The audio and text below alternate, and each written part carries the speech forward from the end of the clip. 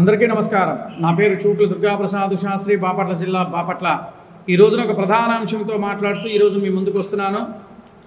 గత ప్రభుత్వంలో పనిచేసిన పాపం మల్లాది విష్ణు గారు బ్రాహ్మణ సామాజిక వర్గంపై ఎంత ప్రేమ ఒలకబోస్తున్నాడో పాపం మొన్న ఈ మధ్యకాలంలో విజయవాడలో జరిగిన ఒక సదస్సులో పాపం పాల్గొంటూ ఆయన మాట్లాడిన ఒక ప్రెస్ మీట్ ఒకటి పెట్టి చెప్పడం జరిగింది. దానికి సంబంధించిన కాగితం ఇదిగో చూడండి. దానికి సంబంధించింది అనమాట. దీంట్లో ఏమి ప్రధానంగా మాట్లాడాడో ఒకసారి దీని మీద విశ్లేషణ చేద్దాము. ఆ యొక్క పెట్టిన ఈ పేపర్ కటింగ్ కూడా నేను దీంట్లో మెన్షన్ చేయడం జరుగుతుంది. ఆ తర్వాత మనం దాని మీద విశ్లేషణకు వెళదాము.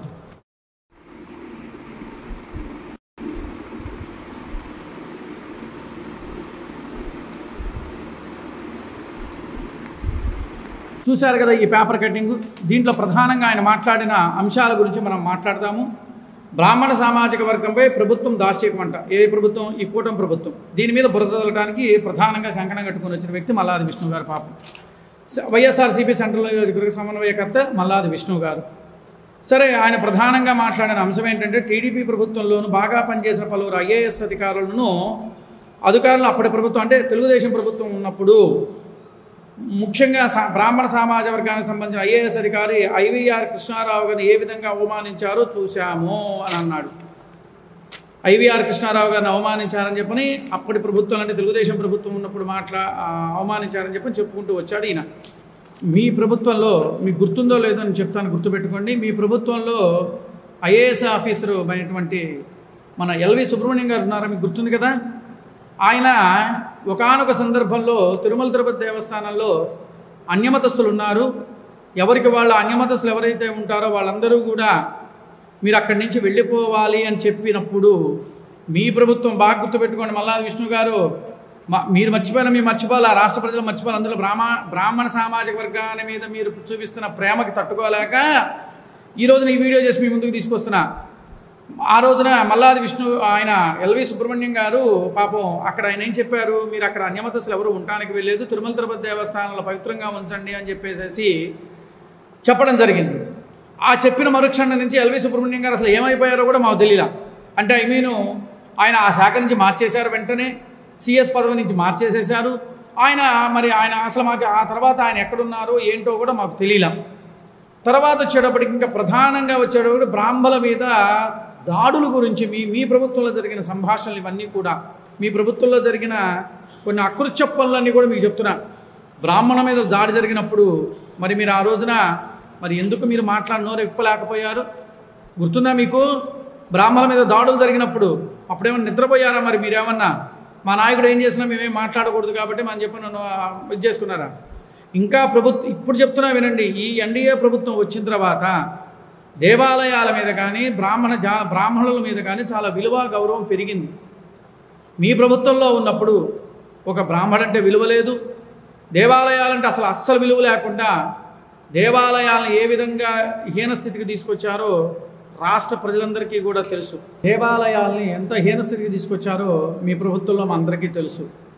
ఏ విధంగా ఇబ్బందులు పెట్టారో అర్చకులను కానీ పురోహితులను కానీ లేదా ఇంకా సంబంధించిన అవన్నీ ఎన్ని చేశారో ఒక అర్చకుడిగా నాకు బాగా తెలుసండి. ఇప్పుడు మీరు వచ్చేసేసేదో చెప్పాల్సిన అవసరం లేదు. ఇంకోటి ప్రధాన అంశం ఏంటంటే శారదాపీఠంపై ఎందుకు కక్ష? ఇదే శారదాపీఠం విశాఖపట్నం జిల్లా భీమినిపట్నం మండలం కొత్తవలస శారదాపీఠం గత వైఎస్ఆర్ ప్రభుత్వం సర్కారు కేటాయించిన 15 ఎకరాల భూమిని కూటమి ప్రభుత్వం వచ్చాక రెవెన్యూ అధికారులు స్వాధీనం చేసుకున్నారు అని పేర్కొన్నారు. మీరు చెప్తున్న మాట ఇది. ఆయన ఒక పీఠము అనంటే ఏ రాజకీయానికి సంబంధించింది కాకూడదు. ఏ పీఠాధిపతులైనా మఠాధిపతులైనా ఎవరైనా సరే ఏ ప్రభుత్వానికి అనుకూలంగా అంటే అనుకూలం అంటే వాళ్ళకి ఇది కాకూడదు. పీఠాధిపతులు అంటే పీఠాధిపతులు లెక్కనే ఉండాలి. కానీ ఈ యొక్క పీఠాధిపతి ఏం చేశాడు మీకు గుర్తుందా? మా జగన్మోహన్ రెడ్డి గారు నా ఆత్మ నా పరమాత్మ అని చెప్పుకుంటూ సాగాడు. మీకు గుర్తుందా? అది మీరేం చేశారా? అట్లా ఆ పీఠాధిపతులు అలా మాట్లాడటం అది కరెక్టా? అయినా ఒక పీఠానికి ఇవ్వాలి అని అంటే దానికి ఒక లెక్క విధానం ఉంటుంది. దొడ్డిదారిగా తీసుకున్నది లెక్కకి రాదు. ఇది గుర్తుపెట్టుకోవాల్సిన విషయం. మీ పీఠాధిపతి ఎవరు? విశాఖపట్నం పీఠాధిపతి పాపం ఎవరికి అనుసంధాన సైన్యంలో చేసిందనేది రాష్ట్ర ప్రజలందరికీ కూడా తెలుసు. ఇవాళేదో వచ్చేసేసి పీఠాదుల మీద దీని మీద ఏ పీఠాధిపతులకు ఇచ్చినా కూడా ఏ ప్రభుత్వం తీసుకోవాలా. ఇది కేవలం ఏం చేసింది, వాళ్ళు మానవ శ్రేయస్సు కోసం చేస్తున్నారు కొంత పీఠాధిపతులు. కానీ ఈ పీఠాధిపతి మాత్రం పాపం వైఎస్ఆర్ కాంగ్రెస్ ప్రభుత్వానికి చేసింది. అది గుర్తుందో లేదో మీకు, మాకు బాగా తెలుసు. ఆ రోజు ఆయన పబ్లిక్గా చెప్పాడు. ఏమని చెప్పాడు? మా జగన్మోహన్ రెడ్డి గారు మా ఆత్మ పరమాత్మ అని చెప్పి వాటేసుకున్నాడు.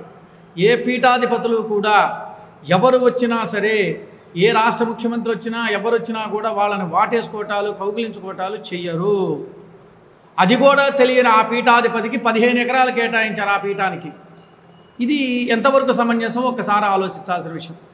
అది పీఠానికి సంబంధించి ఆయన వ్యక్తిగతంగా ఆయన ఇచ్చుకున్నాడో మరి ఏం చేశాడో మరి మొత్తానికి తెలియదు. అది ఉమ్మడి ప్రభుత్వం తీసేసుకుంది. దానివల్ల ఎవరు తప్పు పట్టాల్సిన అవసరం లేదు.